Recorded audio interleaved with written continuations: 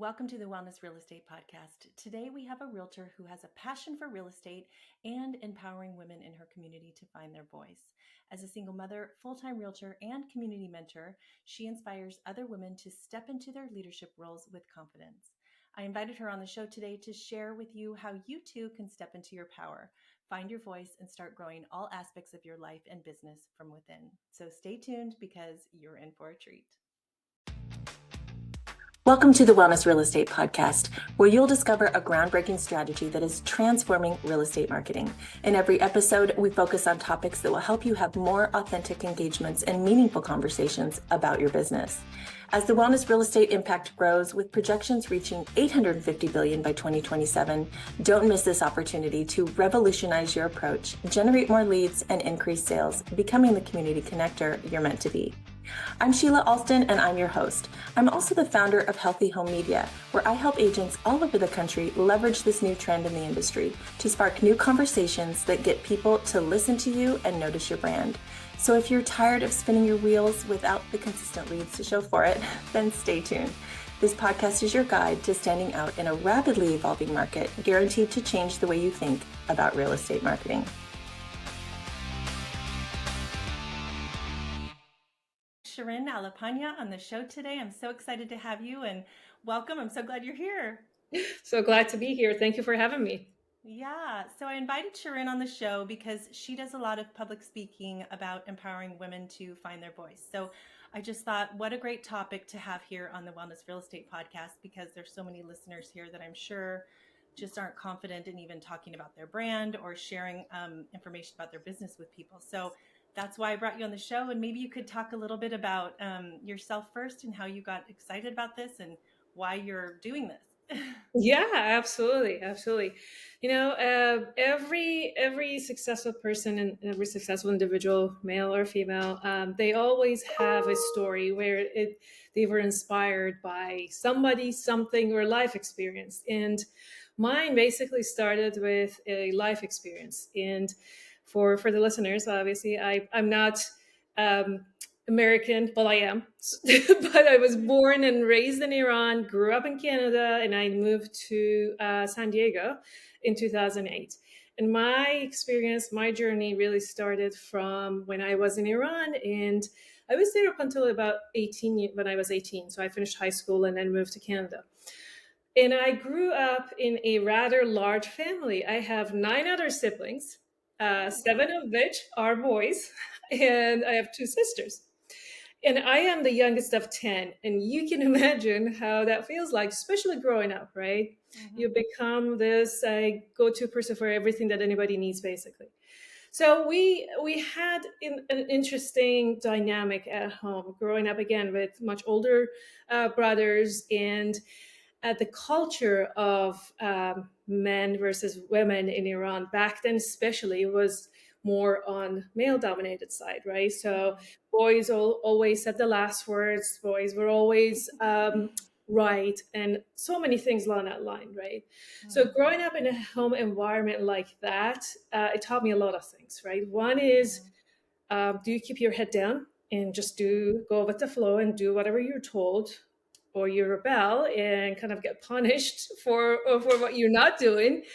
Or there's a third alternative: find an ally and supporter or something, like even in the small community of your home. And that ally was actually my dad, believe it or not. With everything that was happening in our home, my dad was my biggest fan, biggest supporter, and always was there for me. So that helped me realize that it's not just black and white. There is this gray area that you can find a win-win situation. That started from when I can go back and remember, from when I was 6 up until when I was 18. Mm-hmm. Then going out to a bigger community, to our schools and to the society in Iran, it was way worse. So there was no allyship, really, like at the school. So one of the stories that I share quite often is one of the experience that I had at my high school. So our principal used to stand at the door every single morning and check everyone who walked in head to toe to make sure they are dressed appropriately. And they had these check marks, right? Your hair cannot show, you have to have like black scarf. Anyways, all kinds of things. So one day I went to school and I had white socks on. And when she looked down, she was like, "Oh no, you can't come to school like that." And I'm like, "Why?" Everything, like, to me, everything was perfectly like aligned with what I do every day, except my white socks, because I always had brown, navy, or black socks. And that day, I don't know what happened. I just put one of the white socks on. And then said, "No, white socks are not allowed." So it made me think, and I'm like, what is wrong with white socks? I mean, it's covering my foot, nothing is showing. So what is the problem? And then, anyways, back and forth. She was not into this argumentative situation. She's like, she's a principal, and you basically do as you're told. But finally, she mentioned that white socks attract men, so it's not okay for me to wear it. It is so interesting, isn't it? Yes. So I'm standing there and I'm trying to figure out what just happened, what I just heard, right? Right. And I said, "So white socks attract men?" And then she looked at me, she's like, "You go home, do not come back until you change." So it was not a like, "Hey, I'm not going to respond to you, I'm not going to answer, I'm not going to explain anymore," right? So as I was walking back, two things came to my mind. And one was, how in the world men are attracted to white color? Like, it just doesn't make sense in my little brain back then. It didn't make sense. Yeah. Like, you're like, oh great, they're going to be attracted to my white feet. Like, exactly. what? Yeah. Exactly. So that I kind of started thinking, and I'm walking, and then a second thing came to my mind, and that made me really angry. Was, why do I have to change because somebody else is going to react to the way I am? And that way I am is not inappropriate. It's just a color, which doesn't make sense at all, right? But yet I'm still sent home to make a change because somebody else and the opposite gender is going to react differently to the way I show up. Or could not going to Could. for sure, but just could. Yeah. Could. They didn't even, Right. yeah, I don't know where they got that statistics from. Maybe it exists, maybe it's true. I don't know. Later on, I asked my dad, my brothers, and I'm like, "So do you find white color attractive?" And they're like, "No." Yeah. I'm like, well, that's my little case study right there. Yeah. So anyways, after that, it was a lot of battle, right? The internal battle in me is like, okay, well, I think that was my wake up call, basically, right? If I stay here, if I stay in the society, in the community, that's how the culture is. Yes, I can fight as a single voice, and if I stayed there, I would have done that, basically. Or, well, how else I can help make some changes in this situation, in this space. And having your family, your parents advocate for me, it was a big no-no in Iran, right? It's just like, it never worked. The principal, the schools, they set the rules and you abide by them, or you can just keep your kid at home. So that was not a lot of option, but that anger kind of lived in me for a very, very long time, because nobody wants to be forced to do something that they don't like, especially whatever that they are doing is actually not harming anybody. It's not hurting anybody. It's not violating rights. Made up, right? Right. Yeah. Somebody just made up, but because they're in the authority position, then they can make you do that. And that was all Iran. And to the biggest extent, that's how it still is. Like, I can't just go pick and choose how I dress up in Iran, right? How I show up, who I talk to, who I walk with on the street without getting questioned. So, long story, I moved to Canada. I started school, and again, that internal barrier and anger always lived with me, right? It's like that is something that never leaves your memory, because it makes a huge impact to the way you look at the society, to the world. Yes, Unless so you completely, like, you could wear white socks in Canada with no I problem. could actually go sockless. Yeah, exactly. Yeah. You're probably like, oh my gosh, how amazing that I can wear whatever I want without being questioned. That's right. But that took a little while for me to even get used to that, right? Because when you live in a situation for so many years, you show up and I'm like, what do you mean? Oh my God, nobody's actually looking at me. Isn't that nice?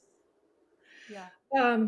Anyways, big adjustment there. But first I was I had that resentment towards everything. And I'm like, no, it's gonna be my way. Now I'm gonna go like I'm gonna swing the pendulum to the wall, all the way to the other side, and it's just gonna be just me and what I want, right?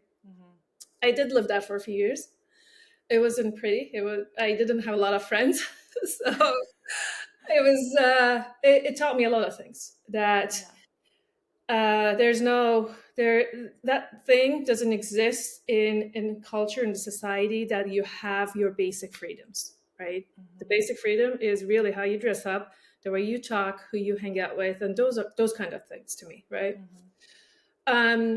So having mentors early on helped a lot to change my mindset. And again, it helped a lot, not in a short period of time, but it took a while for me to go through that journey where, yes, I'm still angry. I haven't forgotten what happened. And that was just one of the examples that I shared, right? Like there's so many, I have so many experiences similar to that, or a little more, in Iran, the way that I felt like my rights were violated. My voice is like completely suppressed, and I had nothing to do, nothing to say. But learning to change that, to turn that pain that was inside me to something maybe positive. I know it's very hard to think that way, especially when you live in that moment.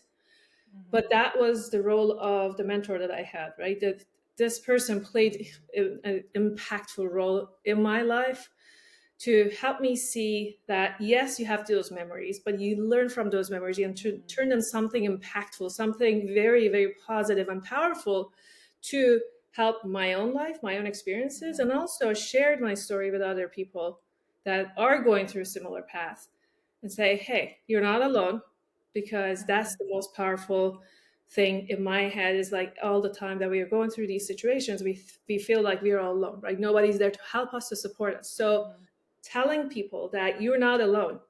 I've experienced that. I'm here for you. If there's nothing that I can do, but I can sit down and listen to your story, that is very powerful. That was the first step that I learned. You're coming from an extreme too. If we're used to growing up in America where we have those basic rights, but yet we're still not finding our voice to be able to speak our mind or speak our truth or whatever, or we feel like we have to do what everybody else is doing, even though inside we feel like we should be doing something different, but we don't.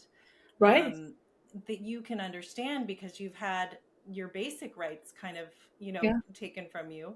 But then now you can help people just understand that it does come from that place within of feeling like, I guess, are you worthy to be able to follow your dreams and that sort of thing? Did you have to kind of go through some of that? And I'm curious to know, like, how did you find that mentor to help you? Yeah, it's actually, that's a great point, because it doesn't happen right away, right? Especially if you move to a different country, a foreign country that you hardly speak the language. It takes a little while to kind of fit in first.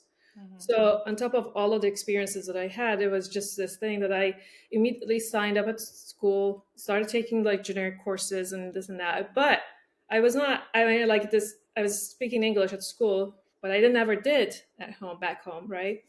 So learning that, to even be able to connect with people was very challenging. So those are like ups and downs that obviously I went through in about a year or so. But this school, they had really good counseling sessions, right? They did like big group counseling, they did private counseling, and unlike what I believe, like in Iran, like when I was growing up, there was no concept of counseling. Like, why? There's something wrong with you? Why would you want to go counseling, right? So I did convince myself to attend one of those group sessions once.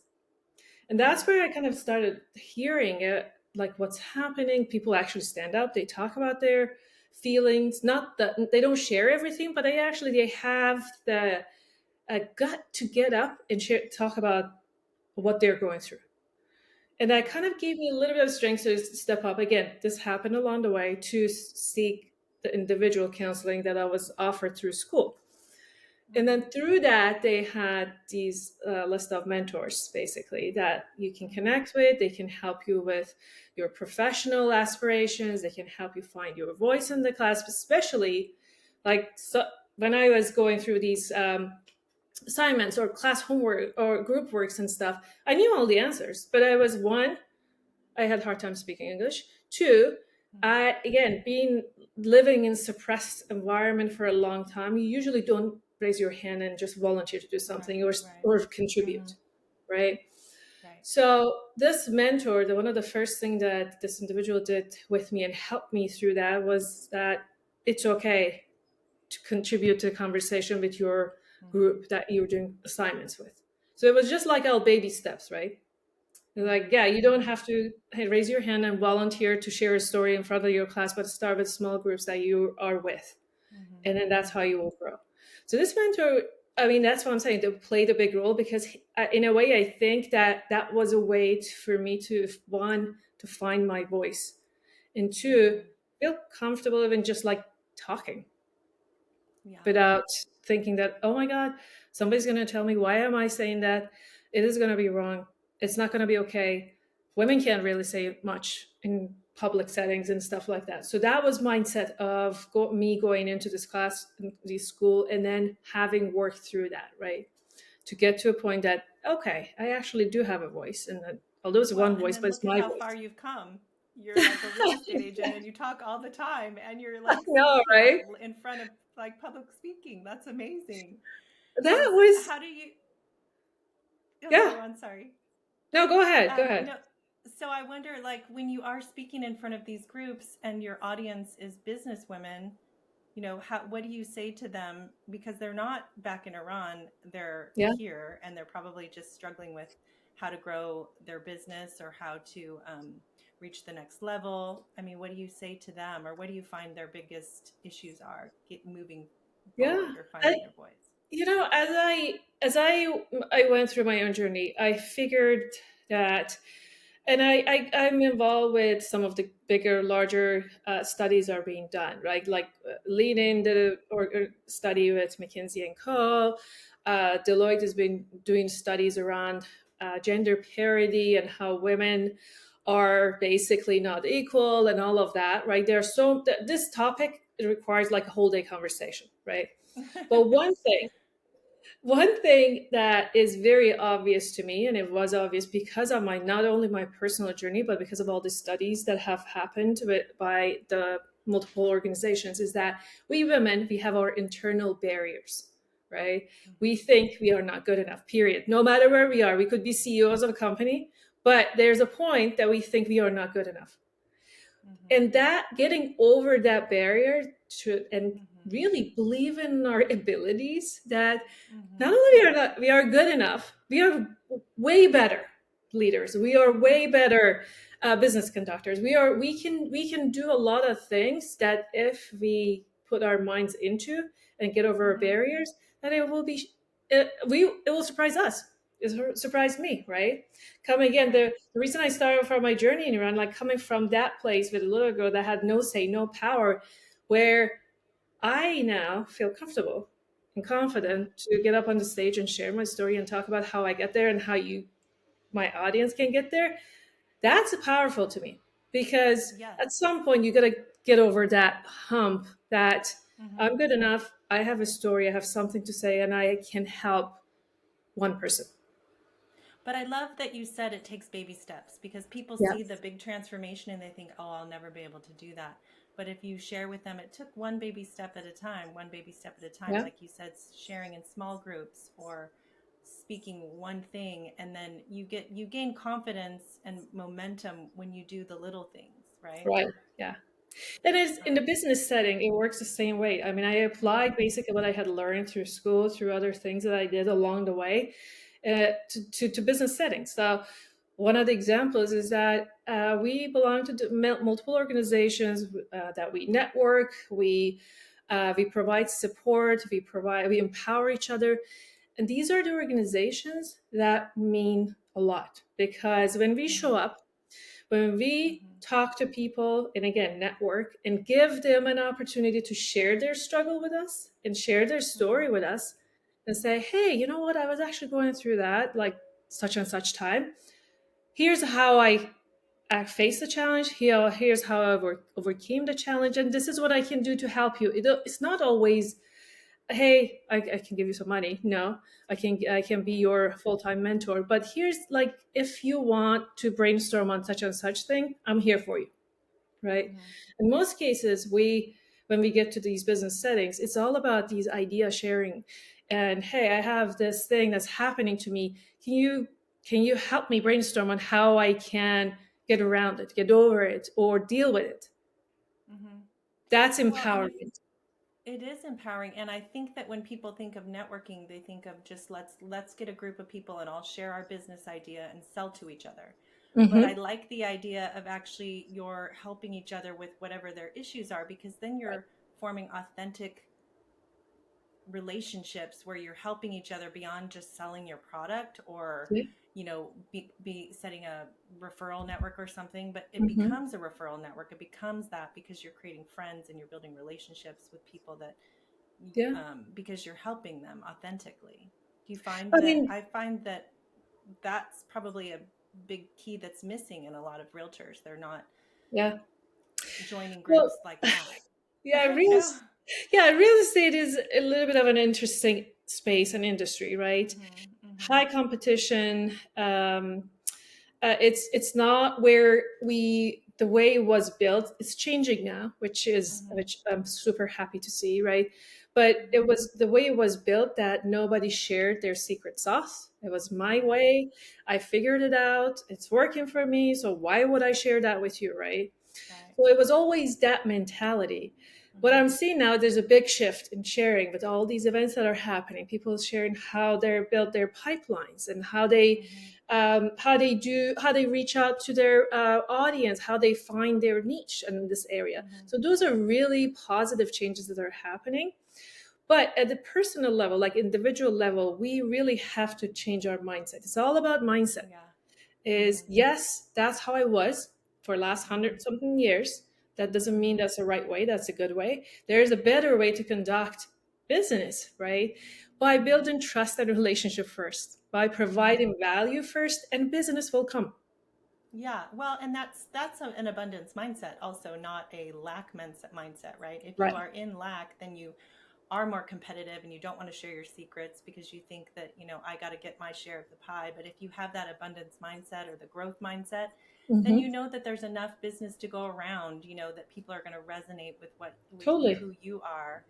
And you can't sell every single home in your whole town. So why Yeah, not, build relationships with other agents so you can refer and feel like you have a part of a team or a community of people who are uplifting the industry, not just yeah. being competitive with each other.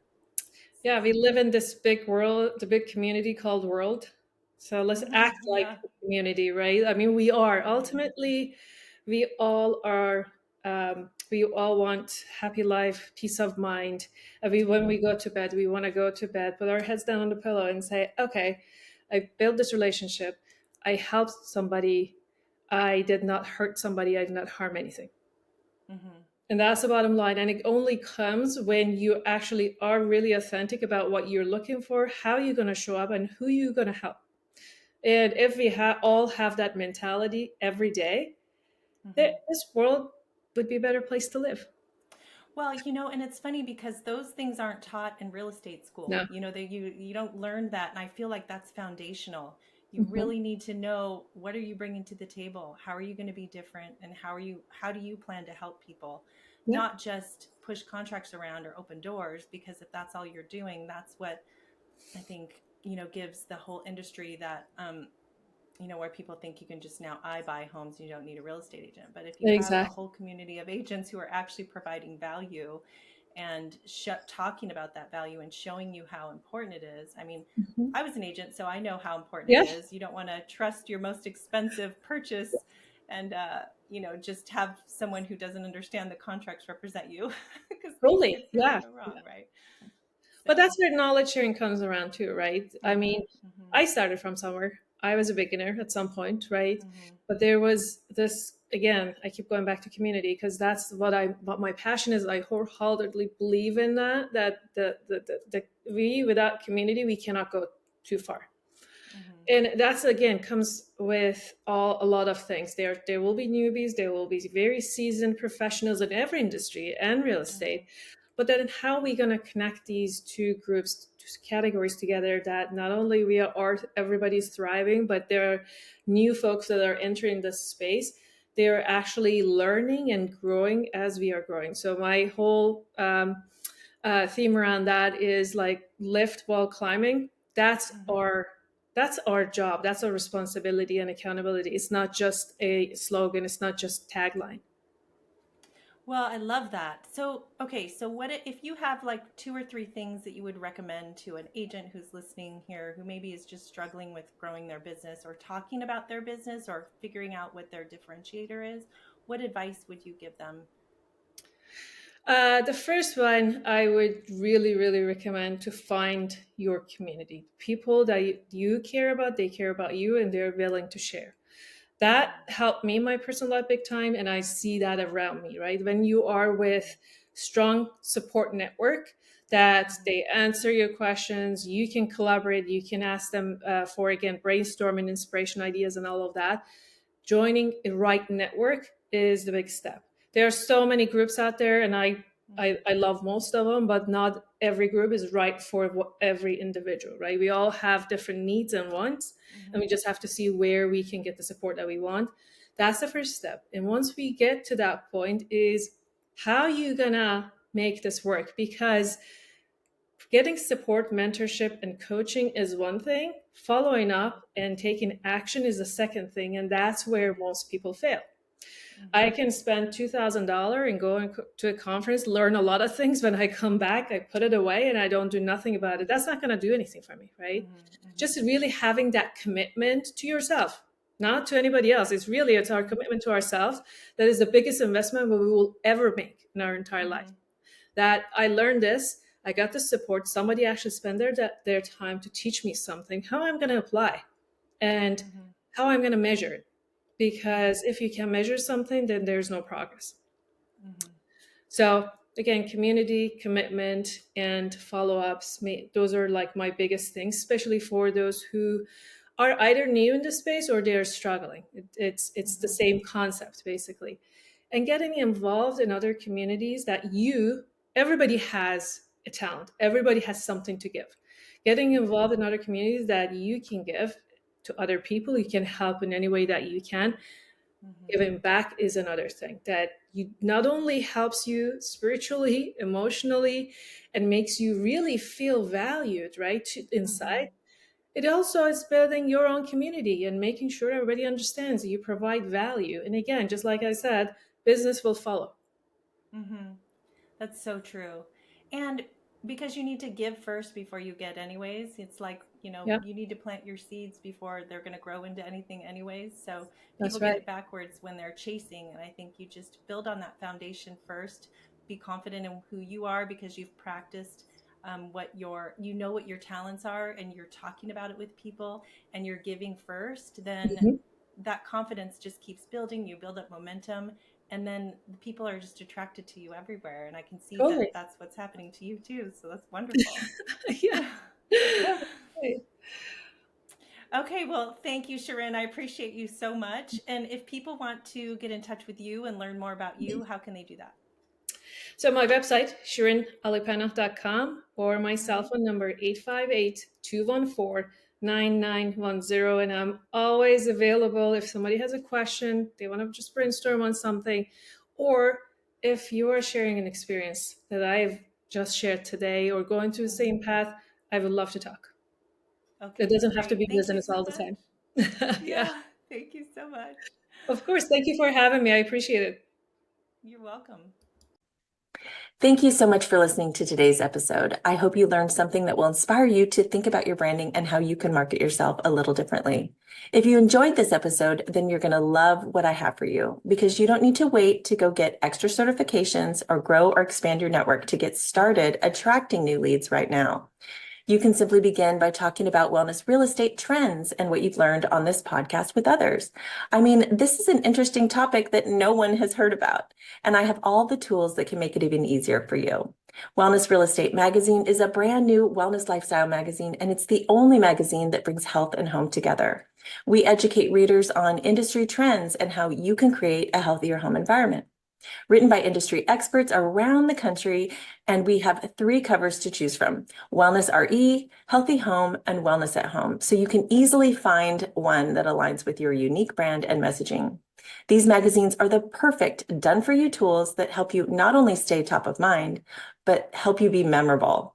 They also educate and engage your audience, which positions you as an industry expert.